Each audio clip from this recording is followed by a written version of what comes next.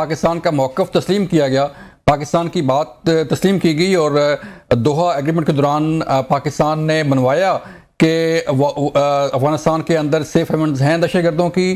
Taliban government को अपने जो दहशतगर्द हैं वहाँ पे उन पर काबू पाना होगा और उन्होंने तस्लीम किया कि हम उनसे बात करेंगे और उन्हें कंट्रोल करने की कोशिश करेंगे।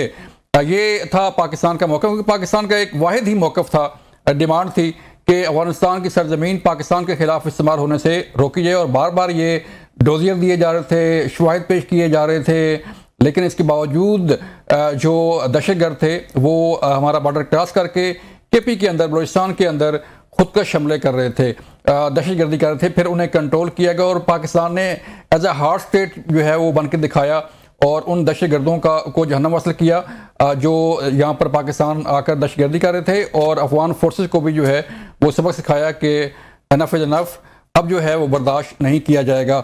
अब इस दोहा एग्रीमेंट के बाद की क्या सूरत हाल बन रही है, इस पर हम बात करने जा रहे हैं कि दोहा में पहला जो दौर था वो मुकम्मल हुआ, उसके बाद अब इस्तांबुल में जो है वो सेकंड राउंड होने जा रहा है। इन डायलॉग्स का मुस्तकबिल क्या है?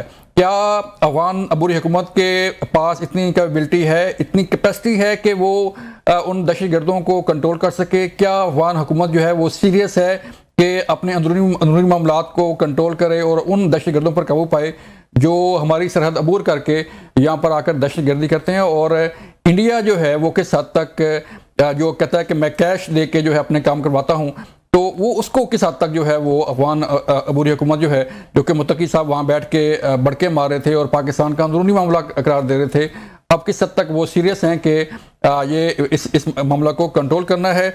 हमें ज्वाइन किया है सरदार मसूद अहमद खान साहब ने। आप सबक सफ़ीर हैं अमेरिका में पाकिस्तान के और सबक प्रेसिडेंट हैं आज़ाद कश्मीर के, उनसे बात करेंगे। सरदार साहब बहुत शुक्रिया वक्त देने का। सर बताइएगा, मामला तो आपके सामने है, पहले भी दोहा एग्रीमेंट हुआ और अब फिर जो है वो दोहा में डायलॉग हुए, मुस्तकबिल सर क्या देख रहे हैं?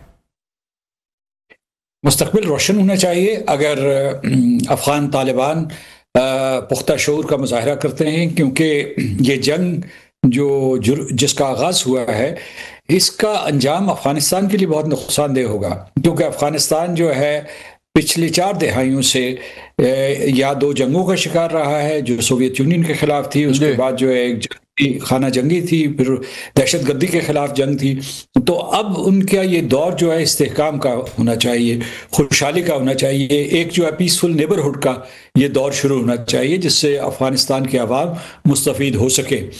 और एक ही हमारा, जैसे कि आपने खुद अपने इब्तदाई में बताया है कि हमारा एक ही नुक्ता एतराज़ है और हमारे उनके दरमियान कशीदगी की सिर्फ एक वजह है, वो ये है दहशतगर्दी जो अफगानिस्तान की सरजमीन से पाकिस्तान के ऊपर मुसल्लत की जाती है, जिसमें हज़ारों लोग मारे गए हैं। यानी मैं आपको बता सकता हूँ कि इस साल जो है को तकरीबन 2400 से ज़्यादा लोग मारे गए हैं और पे दर पे हमले हुए हैं पाकिस्तान की सरजमीन पे। हमारे अस्करी लोग मारे गए हैं, यानी मतलब सिक्योरिटी फोर्सेस मारे गए हैं, सिविलियंस मारे गए हैं, मासूम लोग मारे गए हैं। और तो इसमें यह है कि जो ये दोहा का ये पहला दौर है, मैं समझता हूँ बड़ी हद तक कामयाब रहा है, इस एतबार से कि हमारा एक दूसरे के साथ मुज़ाकरा हो गया। और इस सिलसिले में हम कतर का शुक्रिया अदा करना चाहते हैं और तुर्की का कि उन्होंने जो है मुआवनत की, सालसे की।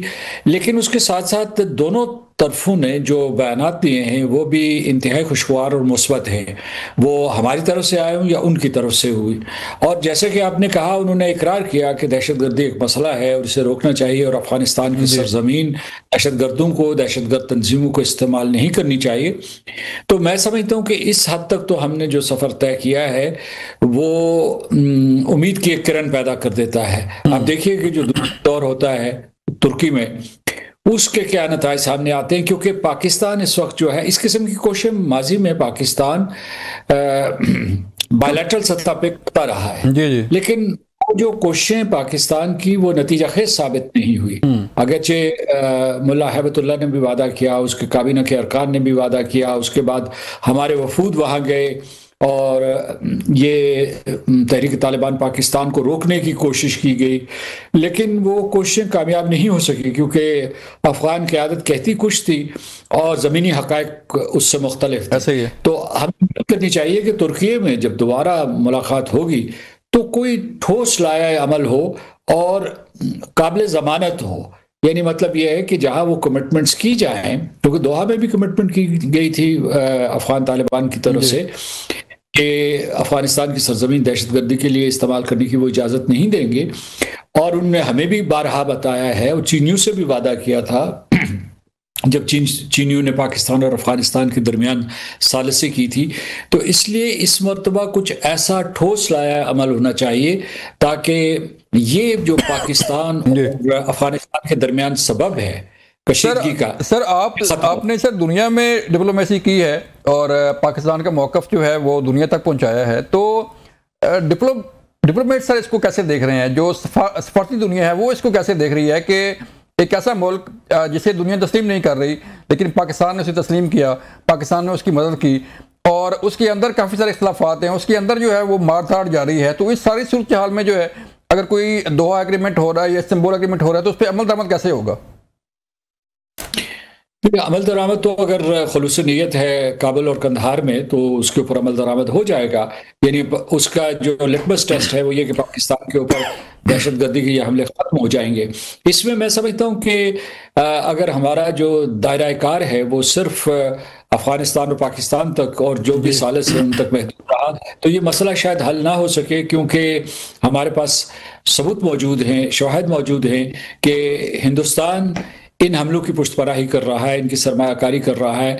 और उसके बाद जो है इसमें जो इनकी जो ऑपरेशनल आर्म है वो तो तहरीक तालिबान पाकिस्तान है, लेकिन इसके मंसूबा साज जो है वो दिल्ली में बैठे हुए हैं। तो और उनका नेटवर्क काबुल में मौजूद है या अफगानिस्तान के दूसरे इलाकों में मौजूद है। तो इसलिए ये ज़रा मुश्किल मसला है। लेकिन अगर अफगान की आदत हिम्मत बांध ले और पाकिस्तान के साथ जो वादा करे या सालसों के साथ जो वादा करे उसे अगर पूरा करे तो मैं समझता हूँ कि हिंदुस्तान को भी पीछे धकेला जा सकता है। लेकिन सर हिंदुस्तान को तो हम मई में जो है वो मार चुके हैं, उसे शिकस्त दे चुके हैं, वहां तो वो कामयाब नहीं हुआ और अब जो है वो थ्रू अफगानिस्तान कोशिश कर रहा है कि अपनी प्रैक्टिस के जरिए पाकिस्तान को गैर मुस्तहकम करने की, दहशतगर्दी कराने की।